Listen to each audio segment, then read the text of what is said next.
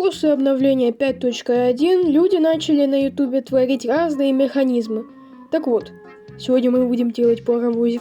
Сначала собираем вагончик, а также кабину для машиниста. Далее из решетки делаем, не знаю как это назвать, допустим каркас. А также нужно построить каркас для машины, чтобы она толкала паровозик наш. Ну и напоследок нужно построить рельсы, чтобы наш так называемый паровозик не слетел никуда. И, в принципе, наш поезд готов. Можно даже построить для него еще один вагончик. А еще, кстати, можно снимать крутые фильмы по типу... Один мужик убегает от другого. Первый залетает в вагон и уезжает, в то время как второй... Что-то делает. Что ж, пишите, как вам сам поезд, а я поехал в село Молочное.